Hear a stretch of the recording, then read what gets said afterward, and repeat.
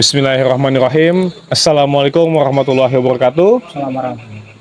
Sahabat Papadah kita, alhamdulillah kita hari ini duduk bersama dengan Ustadz apa Ustadz? Iim Rastuadi. Ustadz Iim, yang biasa beliau ini adalah dai pedalaman mu'alaf yang ada di Desa Kemawakan Ustadz ya. Nah, kita mungkin akan bertanya-tanya seputar tantangan dakwah apa saja sih yang dihadapi oleh Ustadz Iim selaku dai di desa pedalaman ini. Nah, mungkin awal mula Ustadz, kenapa sih ditaruh di sini Ustadz?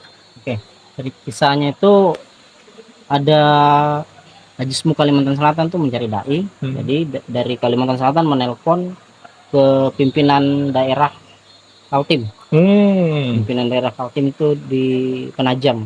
Akhirnya dari Penajam cari dai, nelponlah ke saya. Nah, alhamdulillah ini tawaran kedua. Pertama itu di ketika lain kami tolak karena memang pada saat itu istri hamil besar. Nah, ini telepon yang kedua disuruh naik ke Desa Kamawakan. Akhirnya kita ini yang kedua nih jangan ditolak. Jadi akhirnya kita naik. Nah, kita ACC kita terima dari telepon dari Haji Semu Kalimantan Selatan melalui tandangan Pak Eri. Alhamdulillah sampailah kita di sini. Berarti asal sampean dari Kaltim Ustadz ya? Kaltim, Penajam, Mesir Utara. Masya Allah, Masya Allah. Nah, kemudian nih Ustadz, untuk masuk di Desa Kamawakan ini tahun berapa Ustadz?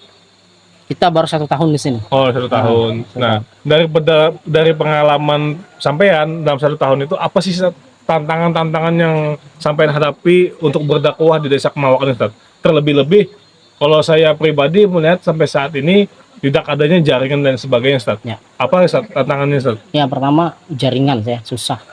Bukan susah tapi sudah nggak ada. Awal-awal tuh ada, cuman rusak.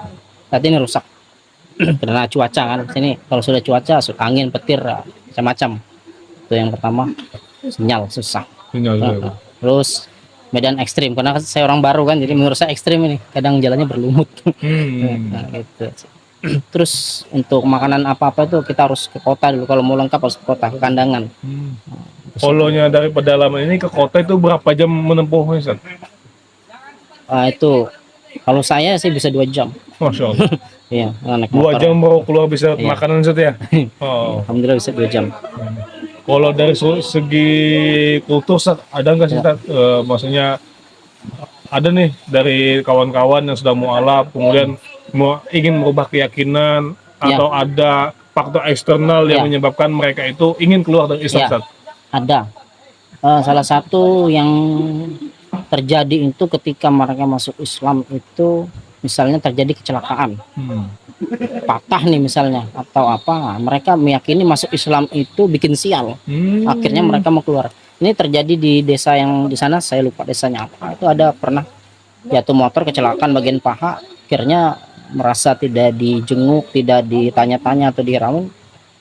Dia mau katanya tuh pengen bobulik lagi ingin kembali ke agama haringan gitu. Dengan kejadian itu kemudian menganggap bahwasanya masuk Islam itu yang sial. Di sini mindsetnya itu masuk Islam itu hati-hati bisa bikin sial. Jadi susahnya di situ satu. Belum lagi ada isu-isu kalau masuk Islam makanan akan terkurang misalnya itu B2 di isu-isu itu bermain. Nah, kemudian upaya sampean Ustadz untuk mengenalkan Islam Ustadz, kan kita ini kan minoritas di sini Ustadz. Nah, kemudian upaya sampean apa sih Ustadz yang dilakukan untuk mensiarkan agama Islam? Maksudnya agama Islam itu tidak seperti apa yang dia katakan Ustadz. Bagaimana Ustadz? Oke. Kemarin itu saya sudah diwanti-wanti sih bagaimana sih orang di sini, saya sudah dikasih info. Akhirnya saya menggunakan metode bilhal. Saya menunjukkan Islam itu seperti ini, mulai dari berpakaian, berbicara, makan dan minum semua saya tunjukkan. Saya tidak ngomong, saya hanya memperlihatkan mereka. Akhirnya mereka senang. Dan di lain itu saya juga melatih pencak silat di sini.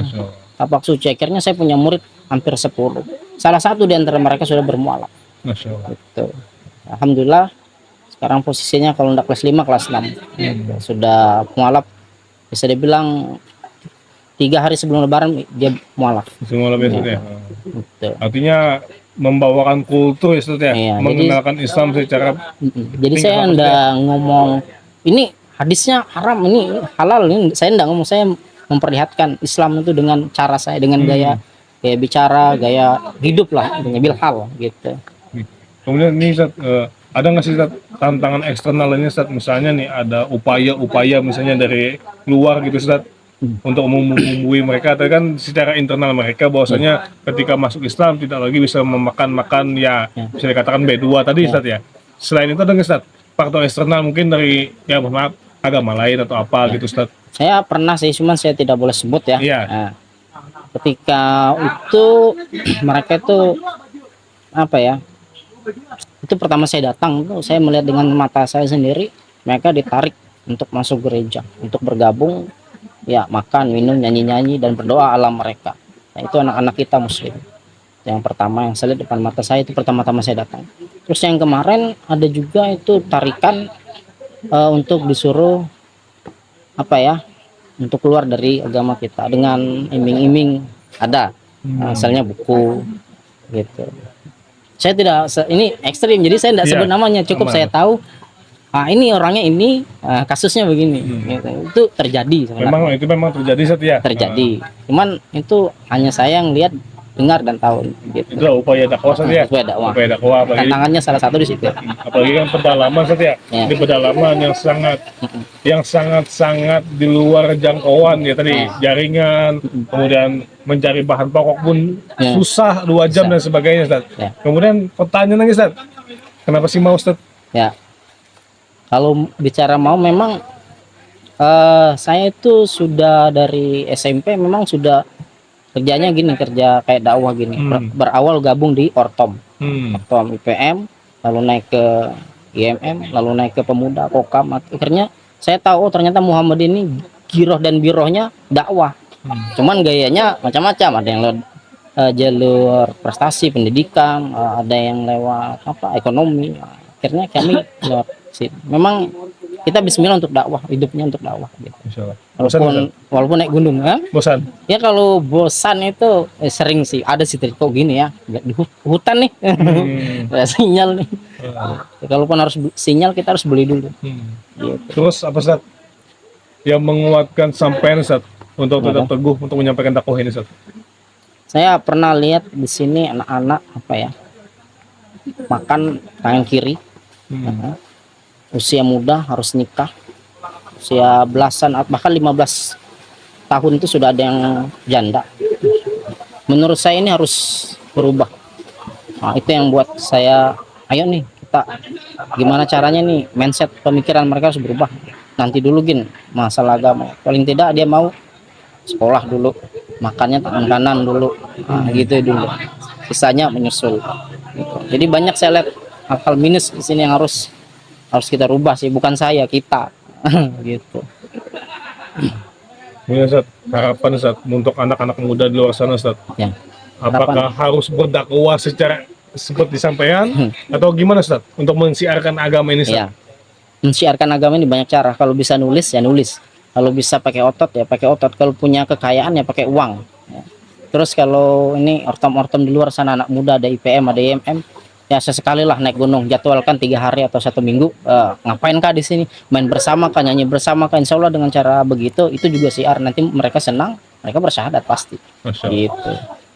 Nah mungkin itu saja teman-teman, sahabat-sahabat kepada kita, hasil wawancara kita dengan Ustadz Iim yang mungkin sudah 1 tahun Ustadz ya merasakan dakwah di pedalaman.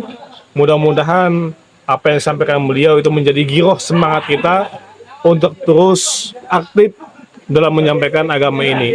Dan Allah pun pernah mengatakan bahwasanya in tansurullah yansurkum wasabit aqdamakum. Barang siapa yang menolong agama Allah, Allah pasti akan menolong dia dan Allah akan tetapkan kedudukannya Ustaz ya. Oke, itu saja yang kami sampaikan. Salah hilap kami mohon maaf. Hadanallahu wa yakum. Assalamualaikum warahmatullahi wabarakatuh. Assalamualaikum warahmatullahi wabarakatuh.